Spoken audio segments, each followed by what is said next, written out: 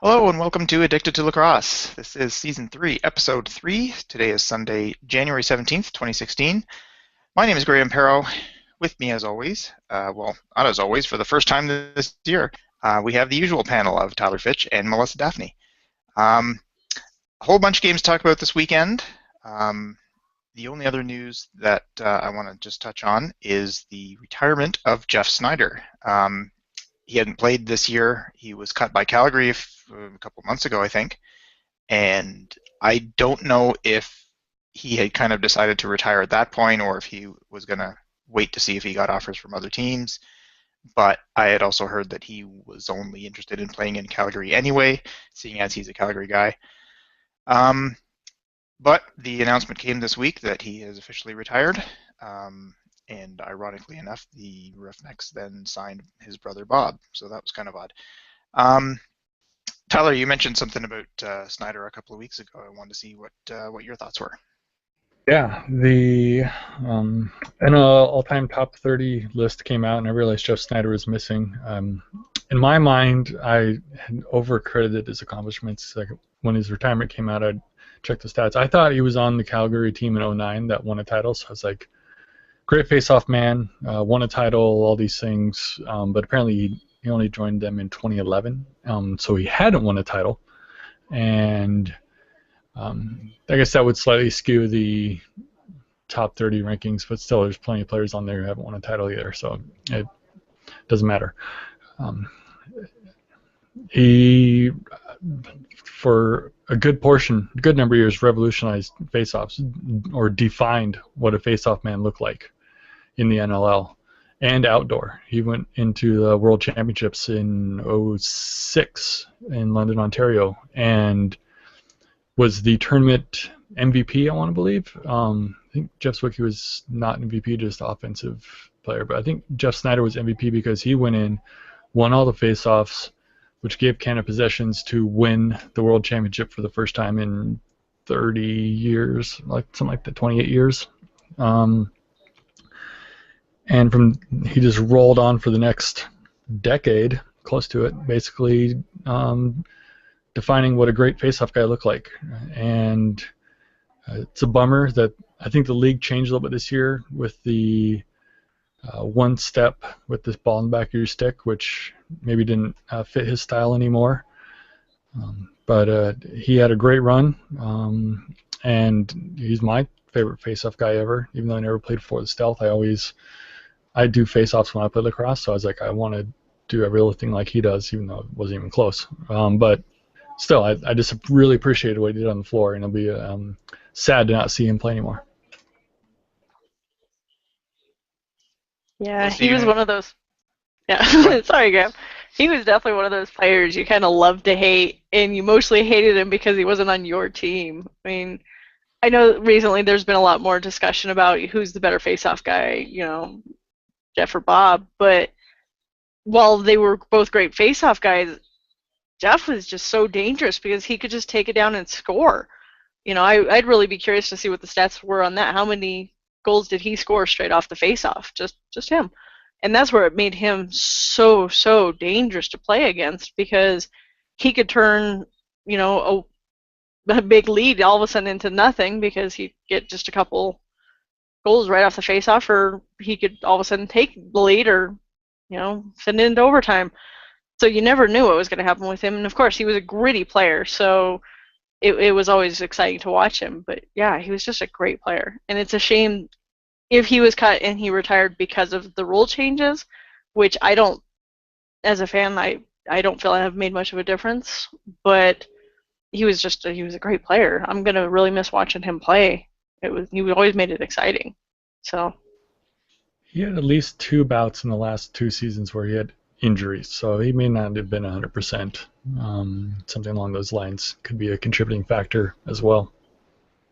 Yeah, he's not exactly a spring chicken anymore, is he? No. So. I think he said in his sort of retirement press conference that eventually the body just kind of not so much gives out, but is not able to perform to the level that it needs to stay competitive in the league, and he decided that he had reached that level and can't compete anymore. And so, yeah, it's unfortunate. I guess it happens to everybody. It happened to even John Tavares, but most obviously don't last as long as him. But yeah, it's. I do remember watching a game in Buffalo, Philadelphia Buffalo. I think it was a playoff game a few years ago, and I think I talked about this last week or 2 weeks ago. How the Bandits just said, you know what, it's Snider. We're not going to win faceoffs anyway. So they literally didn't even send anybody to the faceoff circle when a faceoff happened. They just said, we'll get our defense set up, give Snider the ball, and go. And he won every single faceoff in that game. But And Buffalo won the they might, I don't even remember who won the game, but quite certain. This I remember it was like he's 29 for 31 on faceoffs or something, and it didn't matter. They didn't win. yeah. Yeah, I He's think we've talked also about that before as well, that yeah. He's winning that many also faceoffs don't really win you the game. But just his dominance was a treat to watch. Sorry, Tyler, you were going to say something. yeah. Is also I was remembering back to it when he started out. He's also a marquee fighter when the league didn't really care so much about that.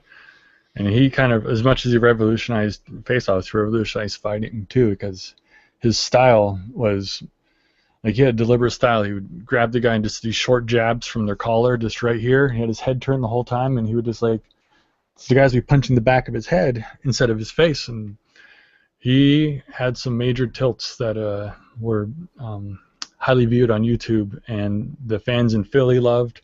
Even the fans in Calgary, they loved that. And then the league kind of moved away from that. And he adapted. He stopped fighting so much.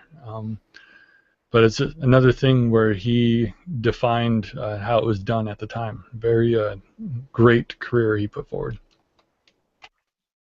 And I remember another time, it might even have been the same game in Buffalo, where he was involved in some sort of play that was happening, and the other player basically went after him, dropped the gloves, and basically tried to attack him, and Snider just had nothing to do with it and walked away. And the other player got 2 minutes for roughing or instigation or something. Snider got nothing, and they went on the power play. So it just seemed like he understood that that's one of his roles, was to do the fighting. But in this particular situation, it would help if I didn't, and he didn't, and it was a smart play, and gave his team an advantage, and that's what you want to do as a player. Yeah, a lot of people definitely kind of would describe him as a thug or kind of just a goon, but he really was very smart and strategic about when he would start a fight and when he would walk away. And I think a lot of that was overlooked because, like Tyler said, he had some great fights and he kind of developed a reputation for fighting, but he did seem very smart about when he would or wouldn't do it. Okay, so congratulations to Mr. Snider on a great career, and we will move on to the games of the week. I saw one of them live in Toronto on Thursday night, which was an odd thing for the NLL, but I seem to remember somebody saying there's another Thursday night game this year, this season. I have to look at February that. 11th, they must have one. Do they? Okay. So I think this was my first Thursday night game, and the announced attendance was 9,300 and change. I didn't think there were that many people there. It looked like for the last few years, a standard rock game was lower bowl is mostly full, and then there's a scattered group of people on the upper bowl, and that's 10, maybe 11,000 if the upper bowl is a little more full. This didn't look like that. The upper bowl had a few handful of people here and there. The lower bowl was much emptier than I'm used to seeing, so I would have said maybe 8,000, maybe 9 tops. So 9.5 seems high, but it could have been people bought tickets and then didn't go. So I don't know if attendance is actual people in the stadium or tickets that were purchased. But in any case, yeah, that was not a good game for the Rock. I can basically talk about the two Rochester games because they were kind of the same. Rochester scored 12 goals. Toronto didn't score anywhere near that many. I didn't see the game on Saturday. Just looking at the box score and things, it was just kind of the same thing. The defense was okay. This is back to Thursday again. The defense was okay. They held Rochester to 12, which is giving you a chance to win. Of course, scoring 12 on Rochester is a different thing. But the offense just wasn't there. They they looked like they needed Josh Sanderson. They needed somebody out there to take control and be the quarterback and be the feeder for everybody and get things set up, and nobody did that. I don't know if they were looking for Colin Doyle to do that because he's kind of the veteran, but he didn't. There were a few times where I hate to say it, he looked old. Somebody would feed him the ball right in the middle, and he'd just miss the net. A couple times he'd grab it and just wasn't able to shoot, or was able to shoot and just hit Vince square in the middle of the chest, and it just looked really messy. The offense just didn't look the way we've seen it for the last couple of years. It did look odd near the end of the game. No, they were probably getting kind of desperate because they needed some goals, and it looked like Doyle kind of wanted to take over and say, I'm going to be that guy that gets us a couple of goals and gets us right back in this and brings up everybody's confidence level and all that sort of thing. Except Hellier wanted to do that too, and so did Hickey, and so they ended up taking low percentage shots, and I guess it's probably typical for when you're in sort of desperation mode near the end of a game that you're losing, but it certainly didn't help, and judging by the score in Saturday's game, it looked like more of the same. I was actually out for dinner with friends, and just before I left the restaurant, I checked the score, and it was 2-0 Rock, and then a few minutes later, I checked again, and it was 4-2 Rochester.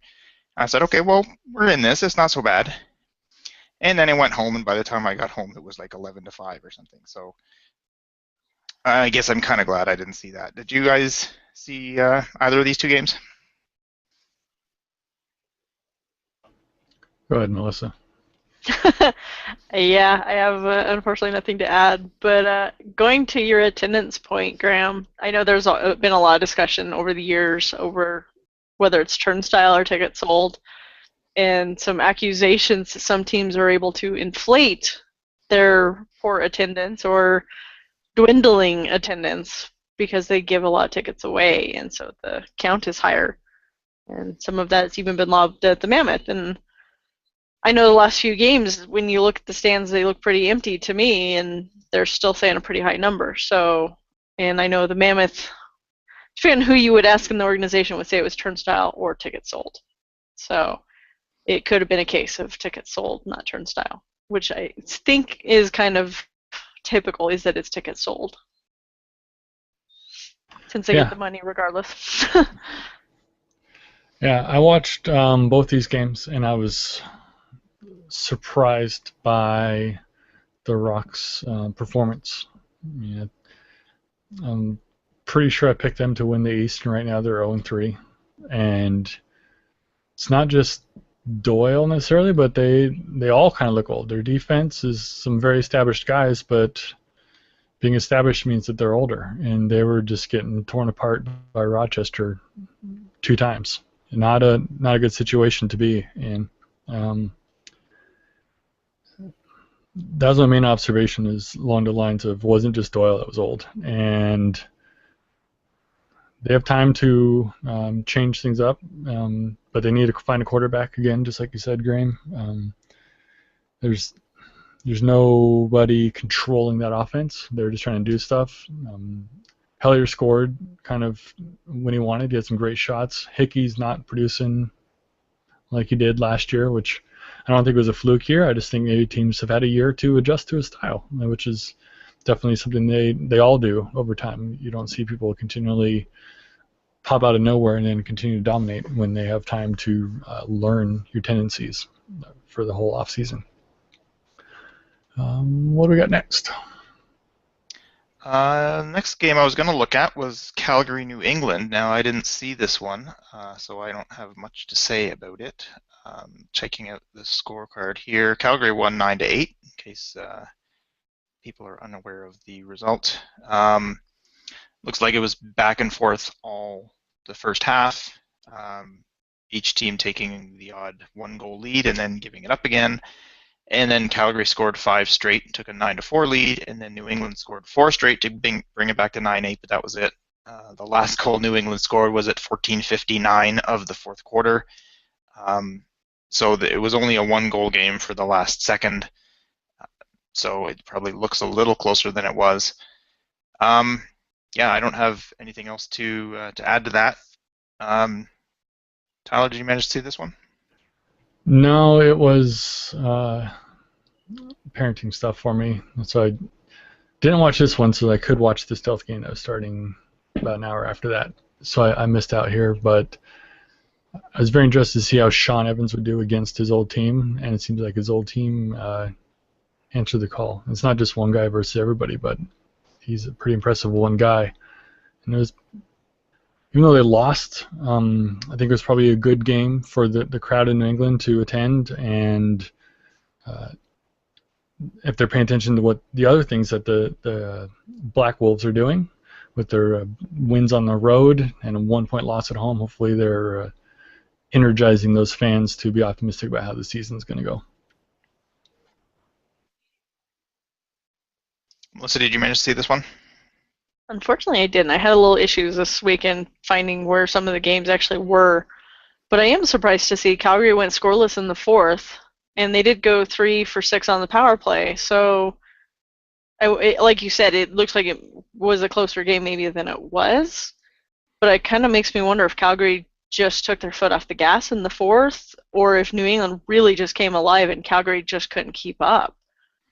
It actually makes me kind of curious to try and find this one and actually watch it and see what happened. At least watch the second half.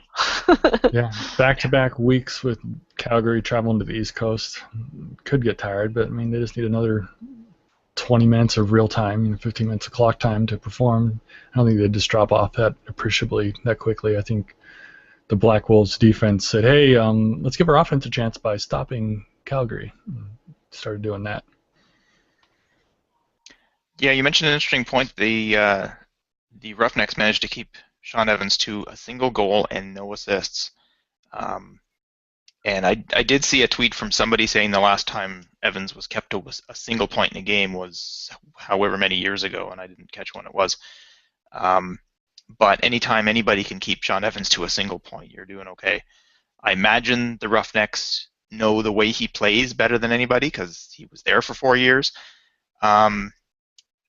But you'd figure somebody who is as good as Sean Evans is able to make adjustments and say, okay, this is what I might normally do. I'm going to change things up a little bit, but that's got to be tough to do as well if you've got a style. He's been in the league for probably close to 10 years now, if not more.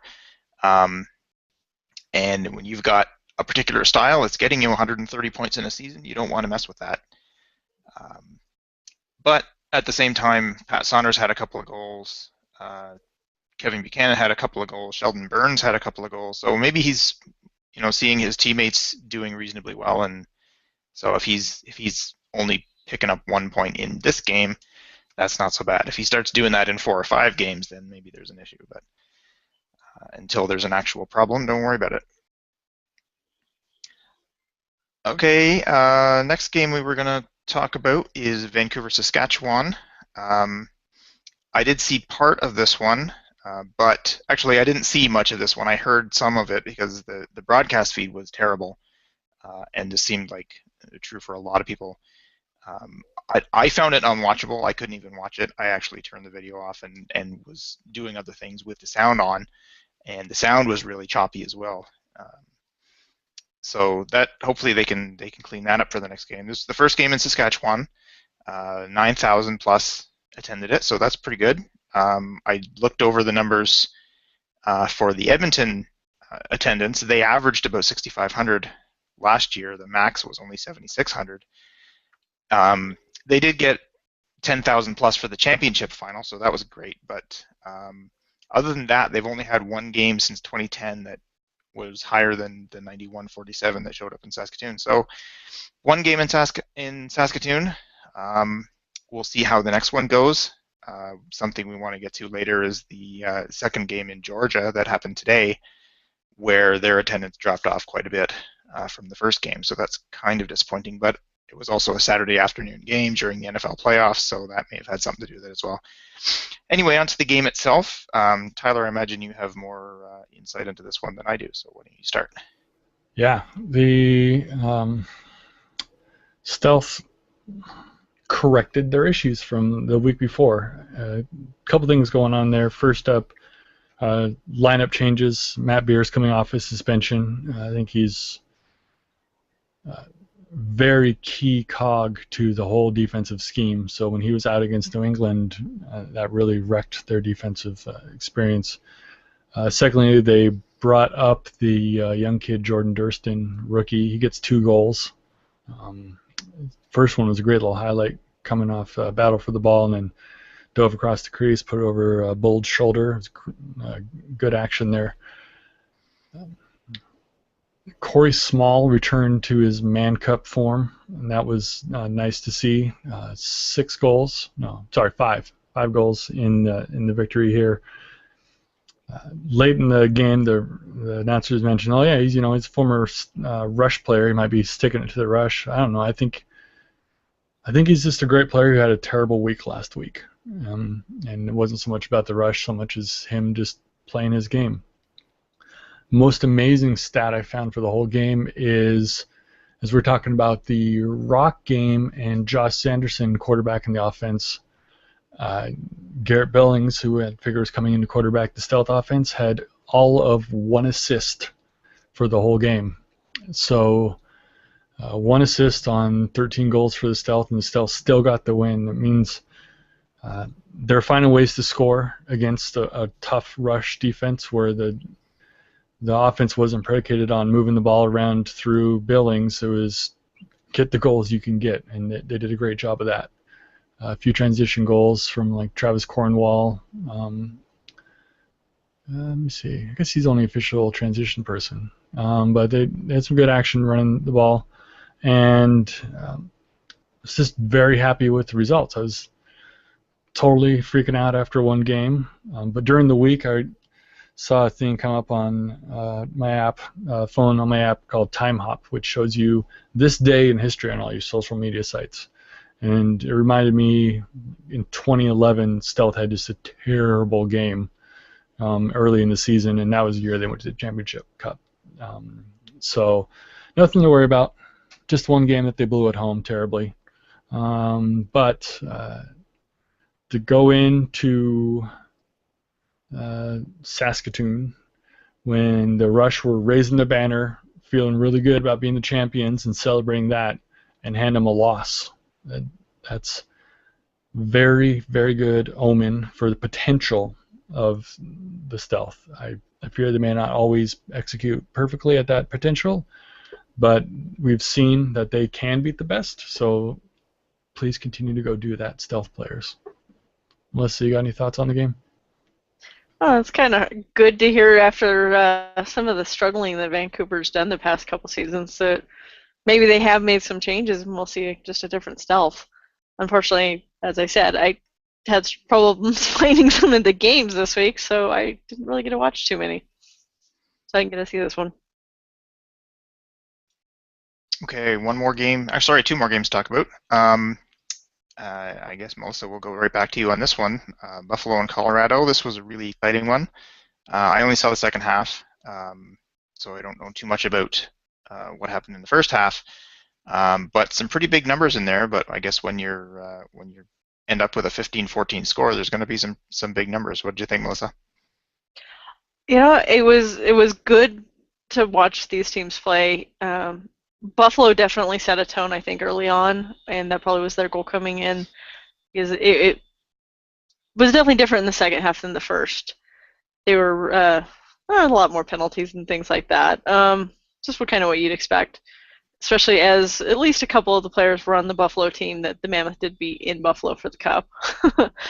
But one thing, total side note, that I had to find kind of interesting that we were discussing is they kept talking about how John Tavares was on the bench. And I honestly cannot remember if I've ever seen him play in Denver, or if, it's been so long I just can't remember it. Because every time Buffalo came here, he actually wasn't playing. So it was kind of interesting that he was here in Denver finally on the bench. So, like I said, total side note. Overall, I liked the first half play from the Mammoth, but I was frustrated again with the second half play. They were looking a lot more flat. There was a lot more dropped passes, especially at key moments in the game when they really needed to get their junk together, and they kept dropping the ball. And they were looking really flat in front of the crease. So it really became a matter of it was Buffalo's game, and they just had to hang on to it, and they just weren't able to. Some of that, I think, was some fluke plays. There was a one goal, almost goal, I should say, that the ball just rolled literally down the crease line, hit the corner, and bounced right over Ward's leg. And it's like, just an inch of difference, and it would have rolled across the crease, or it would have hit Ward and hit into the net. And so little things like that, just few bounces just didn't go Buffalo's way. But it was definitely their game to lose. Cupido definitely had just a great spinning goal on a shorthander even, and he tied it up, and that was the big difference. It really was looking like Buffalo was going to take it, and he just happened to get it on that shorthander, and they scored in overtime.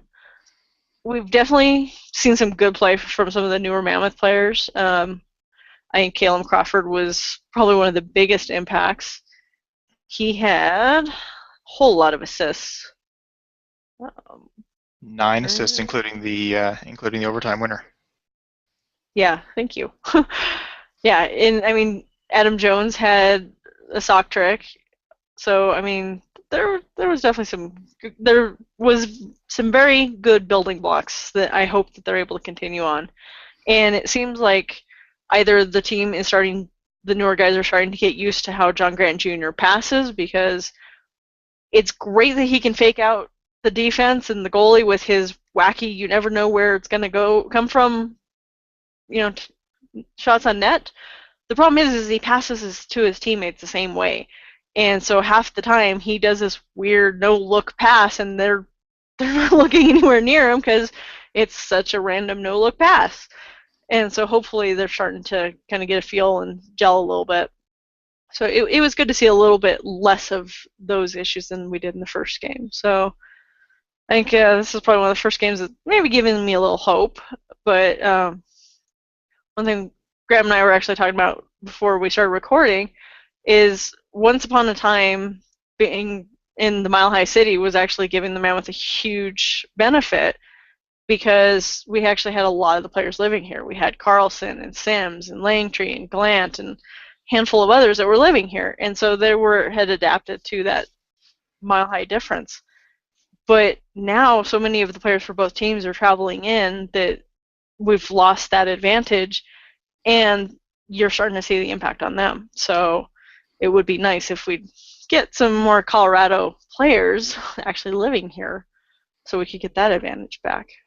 Do you see this one, Tyler? Yes, I was able to watch most of it. I think I had, at one point, sports overload, NFL game, phone had one game, tablet had the other NLL game, so I was watching everything I could. Another high-performing or high-scoring Mammoth game. I think they're 16 goals, and 15 goals in their 3 games, which is almost as many as the Stell scored in their, averaging about almost what the Stell scored in their 2 games combined. I did not pick Colorado to go 3-0 to start the season at all.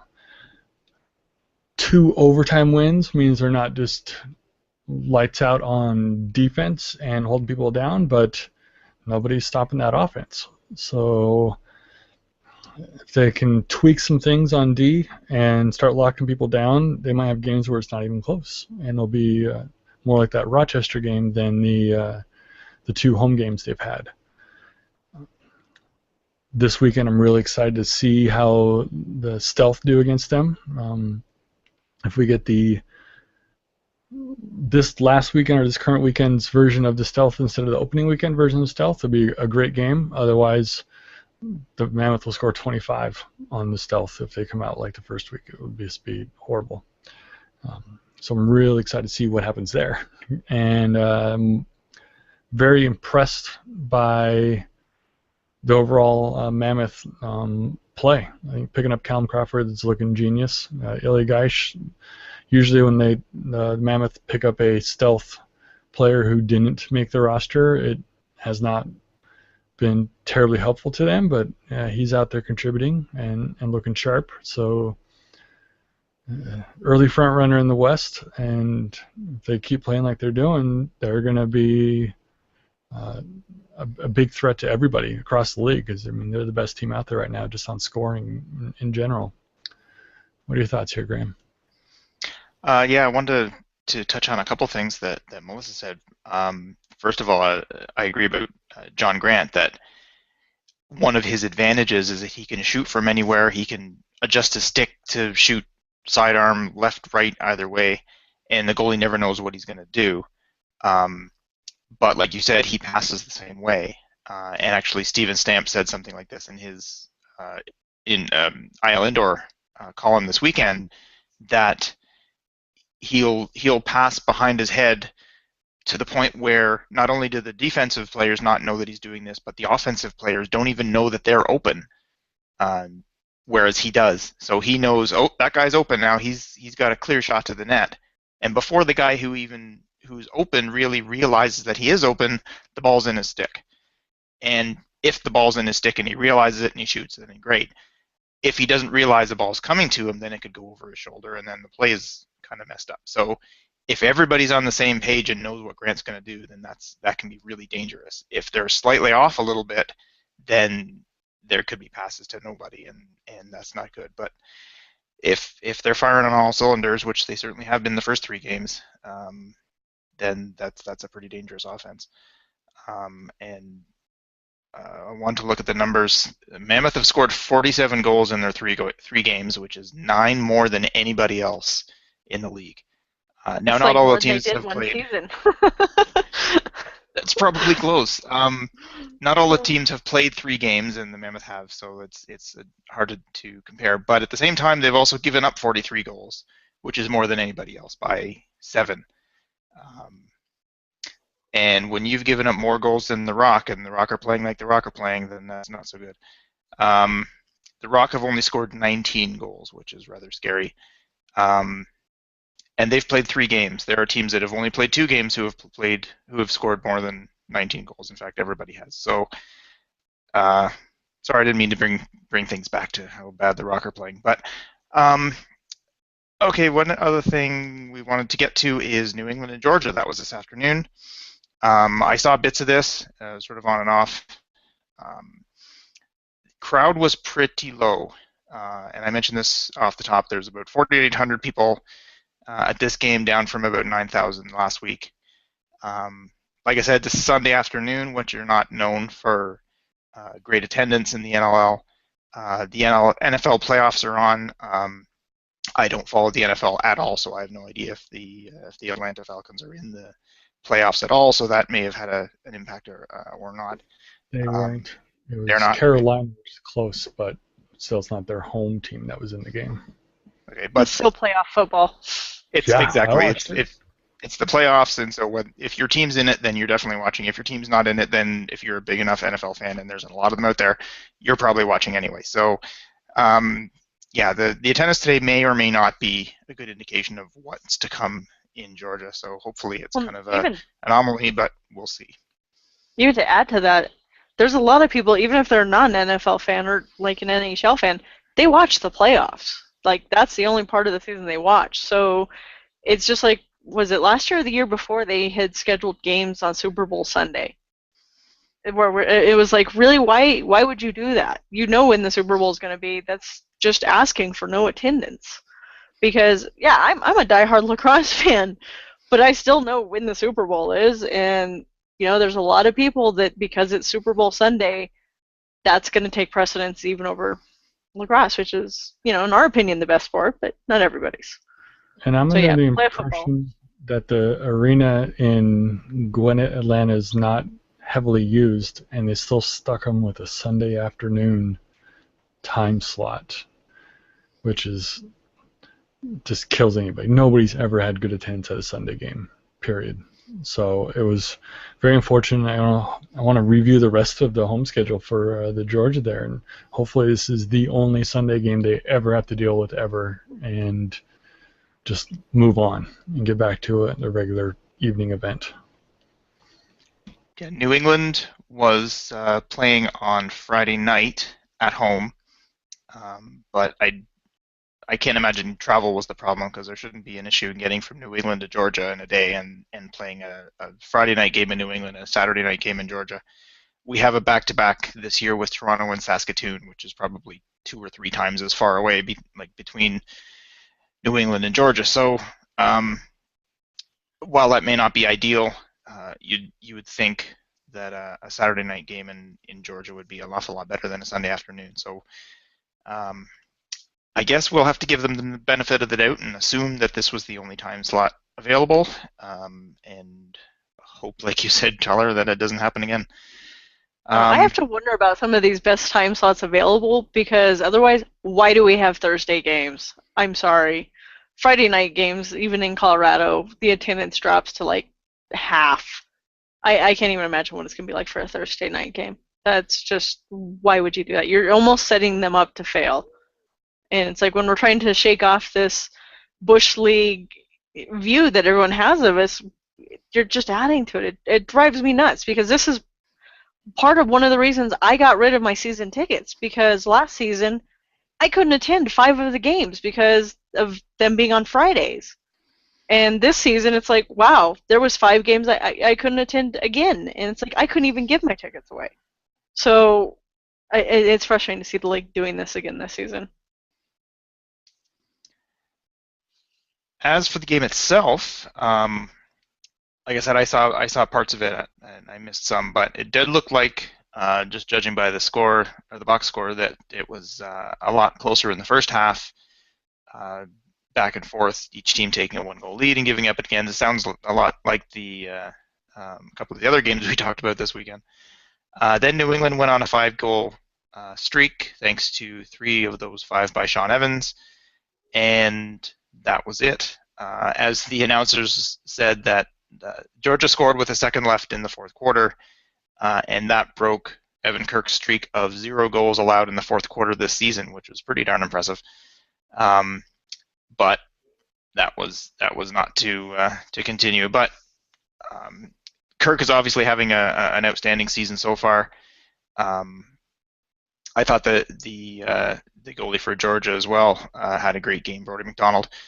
Both of these guys are, we've seen sort of flashes of brilliance from them over the last couple of years, but they never really took that next step to being consistently great. And so far this year, they've both played really, really well. So now that said, Evan Kirk did the same thing last year. He started off with 2 really great games, and I won't put it all on him. The team started off with 2 really great wins, and then didn't continue that at all for the rest of the season. So here's hoping the Black Wolves can continue, and the Swarm for that matter, can continue their success so far. I guess we will get to our predictions now, though I guess kind of want to skip this part. I was 2-4. You guys were both 3-3. So we're approaching 500. Overall in the season, I'm now 4-8. You guys are both 5-7. So hopefully the 3 of us can hit and exceed 500 at some point. But I guess for you guys, it could be next weekend, but it won't be for me for a couple of weeks. So last week, just quickly, we'll go over Rochester and Toronto. Melissa got that one right. Melissa also got Calgary, New England, and Toronto, Rochester. Tyler got the second Toronto-Rochester game, as well as Buffalo, Colorado, and New England this afternoon. I only got the second Toronto-Rochester game, and I picked Colorado over Buffalo. So next week, only a couple of games.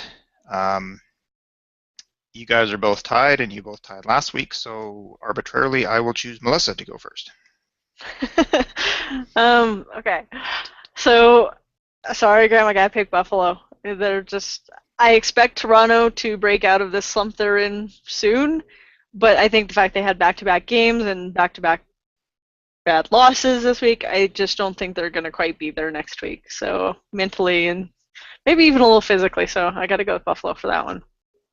And then for Colorado and Vancouver, If it was in Colorado, I think I would actually be picking Vancouver, but since it's in Vancouver, Colorado seems to often play pretty well there, and they don't have the altitude that I think is causing some second half slump. So we're going to go with Colorado. What about you, Tyler? All right. I'm just trying to get ahead in the standings, so I'm picking opposite at times to the contrary choices. So I have Toronto beating Buffalo. I'm totally worried about the team that appears to be old, Toronto, having played back-to-back games and getting recovery, like getting their muscles and bodies ready for another game this weekend.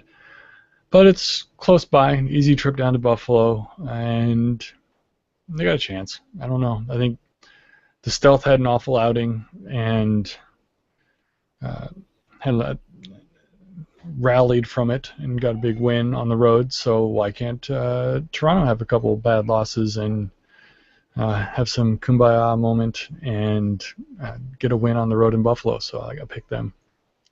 Second game, Colorado at Vancouver.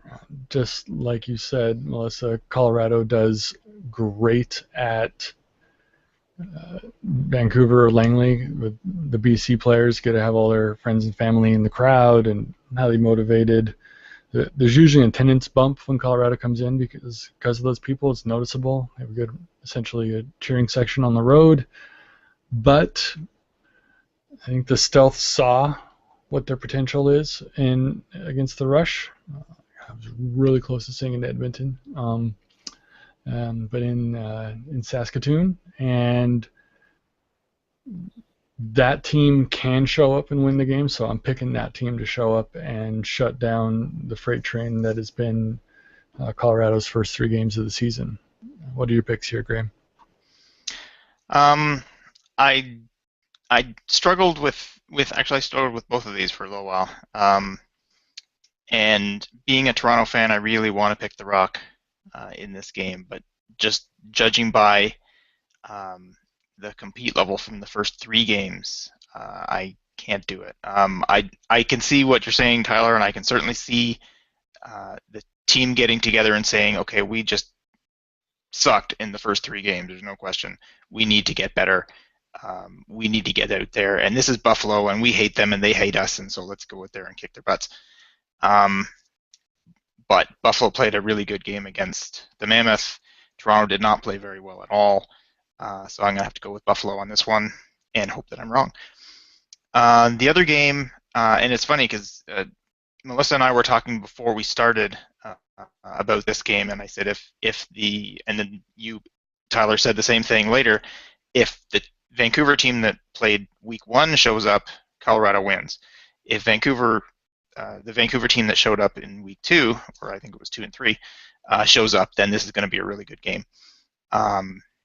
And I think week 1 was more the anomaly than week 2, so I'm going to go with the Stealth, taking that one. And yeah, so I guess that's it for next week. Only a couple of games. Yeah, if there's anything else you guys wanted to talk about, then we can get there. Otherwise, I guess we're done. I am good to go. No, I'm just looking forward to a couple games this week. And then the week after, we got a Mammoth game on a Thursday. Of course. Okay, so I guess that will do it for this episode. AddictedToLacrosse.com is where you want to go for all of our old shows. As I mentioned last week, we are now on iTunes, so go to iTunes, and if you just do a search for Addicted to Lacrosse, you will find us. You can then subscribe. You can leave a 5-star review. I suppose you could leave a different review if you really wanted to, but why would you? If you want to get a hold of us, Lax Podcast on Twitter, Lax Podcast on Facebook, feedback at addictedtolacrosse.com. There's all kinds of ways to do it. And that would be about it. This has been another episode of Addicted to Lacrosse. For Tyler and Melissa, I'm Graham. Thanks for watching and listening, and we'll see you next week.